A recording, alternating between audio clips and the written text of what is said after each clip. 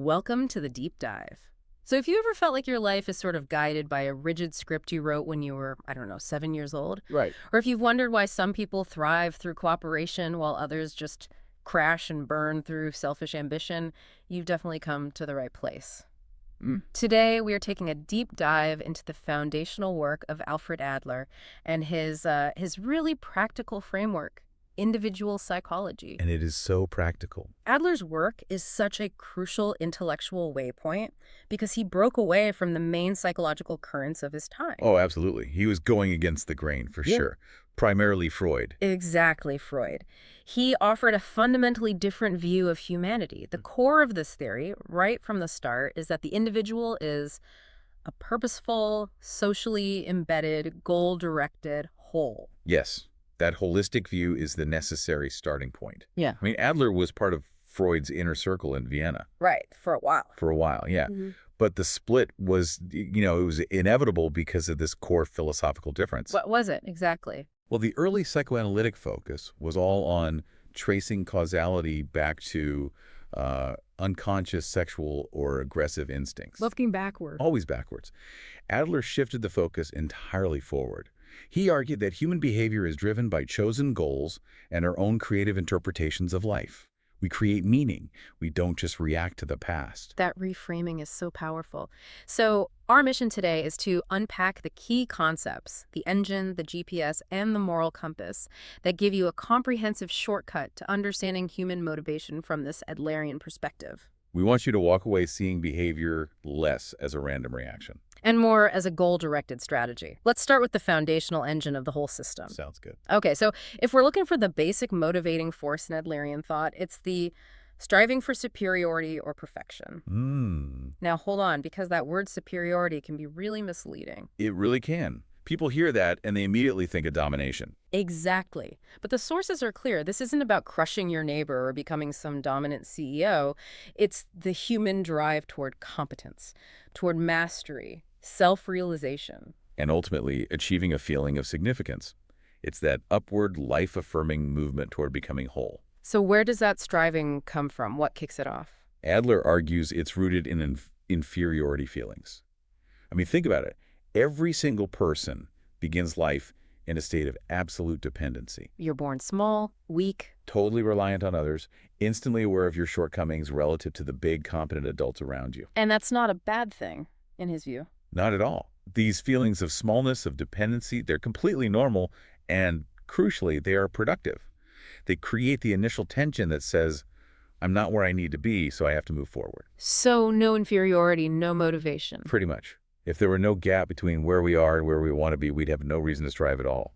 Okay, so inferiority isn't a pathology, it's the fuel. The individual's reaction to that feeling is compensation. Can you walk us through how that works? Sure, compensation is simply the effort to overcome that perceived weakness. It's highly adaptive. For example, A child who struggles physically might compensate by dedicating themselves fiercely to intellectual pursuits.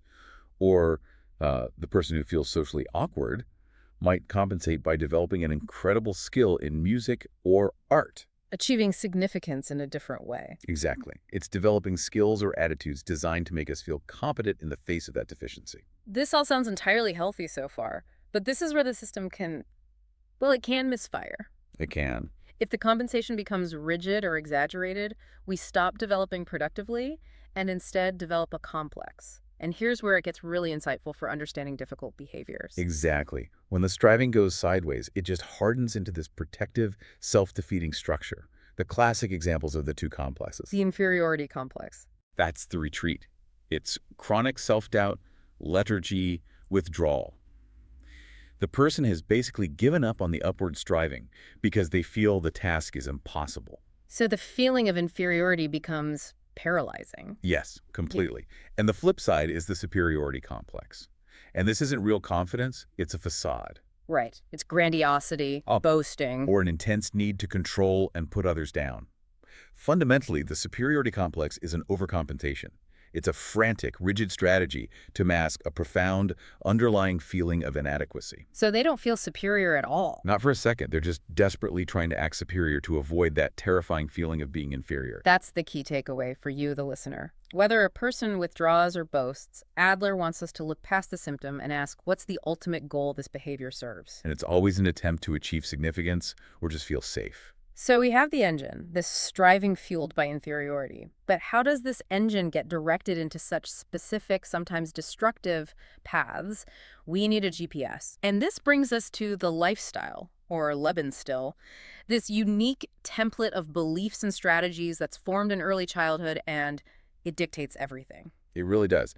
The lifestyle is the individual's definitive answer to life's challenges. It includes your private logic, your fundamental beliefs about who you are, what the world is like, and what you have to do to survive and belong. And it's so powerful because it operates below our conscious awareness most of the time. It's just That's your operating system. your operating system.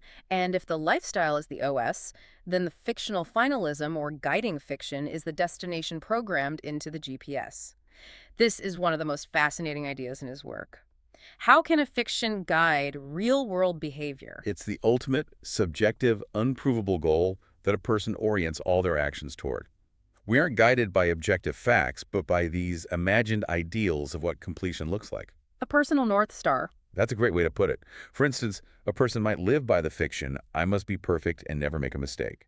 Another's fiction might be, I must always be the victim to get care, or I must always be right to maintain control. They're fictions because you can never empirically achieve them, but they function powerfully as a life director. So if your fiction is, I must be perfect, Then every tiny mistake feels like a total catastrophic failure, because that ideal, that final goal, has been compromised. so if we're all following this rigid script written in childhood and guided by a fictional North Star, is Adler saying we lack free will? No, absolutely not, and that's such a crucial distinction. Adler introduced the concept of the creative self. Okay. This is the individual's inherent capacity to interpret their experiences and actively shape their personality. So while heredity and environment give you the raw materials, the creative self is the active force. The architect. Yes, the playwright. Yeah. It chooses the meaning of experience and it has the power to reorient goals. We can edit the script. But why was he so confident we have this creative self when the lifestyle seems so set early on? Because if the lifestyle were purely predetermined, therapy would be pointless. The creative self allows us to look at our private logic and ask, does this fiction actually serve me or does it restrict me? And family factors play a big role in that initial shaping. The huge role, Yeah. particularly the birth order and family constellation. We hear about birth order all the time in pop psychology, but how did Adler see it? Why is the psychological position more important than numerical one? Right, because he wasn't interested in simple stereotypes. He was interested in the psychological situation the child faced.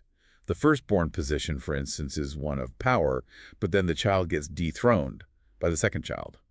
This can lead them to be highly responsible and conservative, or to feel a lifelong need to regain that lost authority. And an only child. An only child might be pampered and demand attention, but they might mature early from constantly being around adults.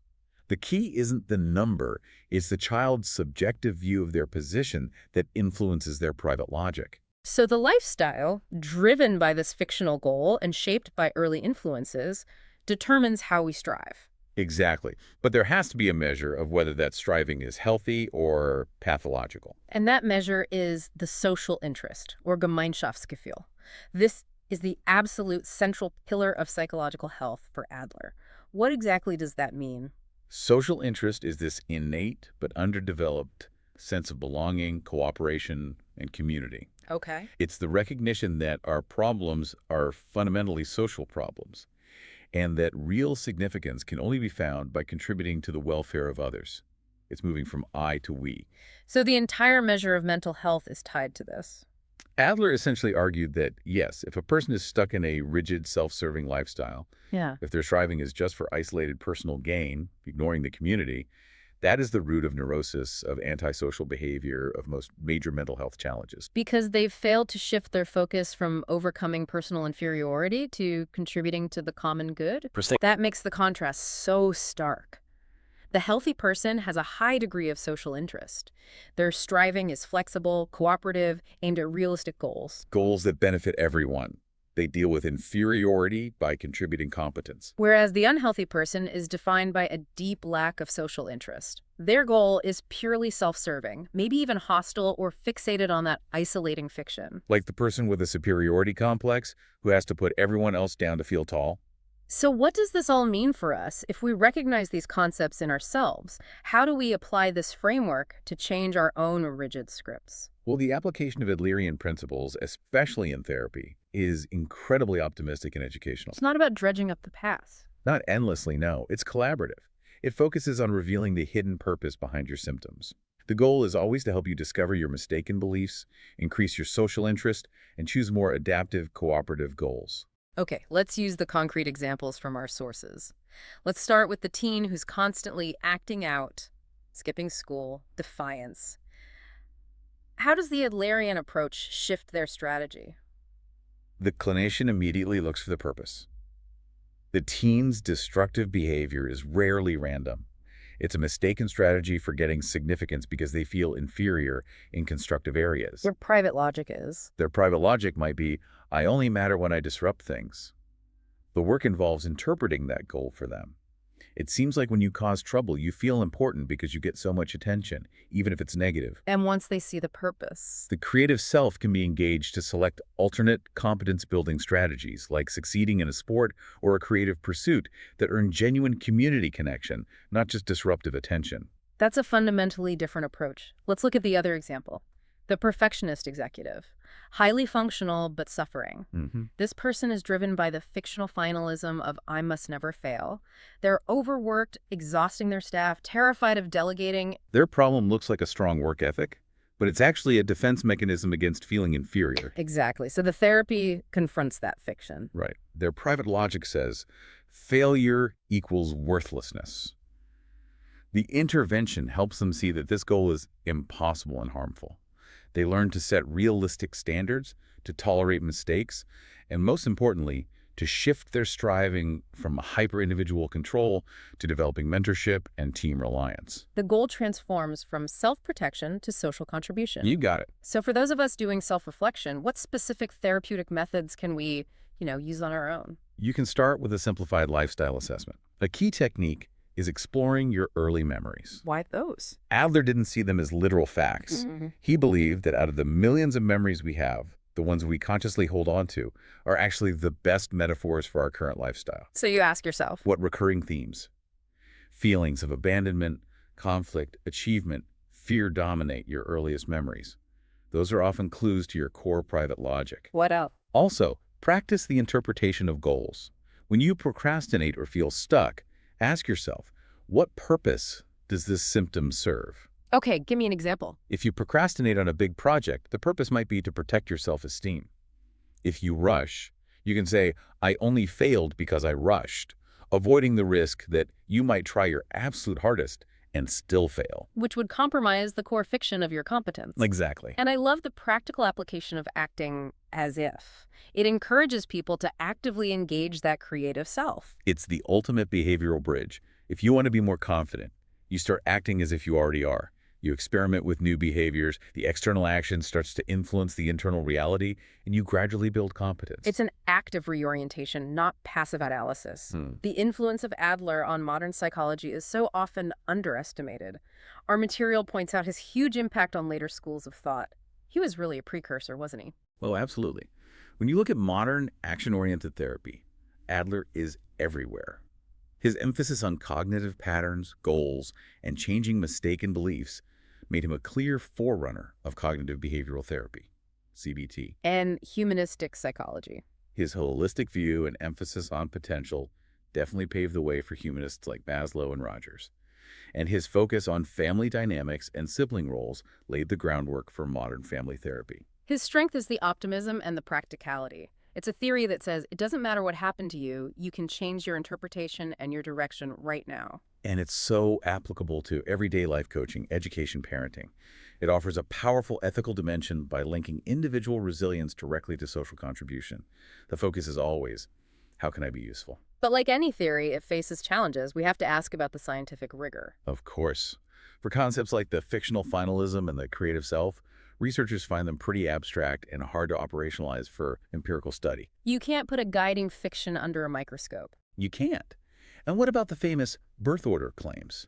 That's where the critique sometimes lands hardest. Is there any truth to them? The specific, strong claims Adler made about birth order are often weakly supported by research. While associations exist, of course the atmosphere of being a middle child is different from an only child. Modern research shows the effects are context-dependent and far from being an unbreakable rule. And the final critique. Some argue that Adlerian theory underplays deep unconscious conflicts, and while Adler never denied unconscious processes, he just reframed them as parts of the unified, goal-directed lifestyle rather than isolated, dark forces battling within us. We've journeyed through the individual's inherent striving, the private logic that guides us, and the absolute necessity of community connection for health. So if we have to distill everything we've covered today into one powerful statement, it's this. Go it. Adler's individual psychology says people are purposeful, socially embedded agents who create meaning and strive to overcome felt inferiority. And mental health grows from cooperative, community-minded striving rather than isolated self-interest. And that leaves us with a powerful final thought to mull over, building on that concept of fictional finalism. Okay. We now understand that individually, we're all guided by these imaginary goals of completion, our own unique fictions. We have to then ask, what fictional finalism is our broader culture, our entire community striving toward? And does that collective goal prioritize hyper-individual success and isolated self-serving gain? Or is it genuinely rooted in social interest and mutual welfare? That is the ultimate test of our collective lifestyle. Thank you for joining us on this deep dive into Alfred Adler. We hope this gives you a profound and practical new lens to view your own purpose and the goals of those around you. See you next time.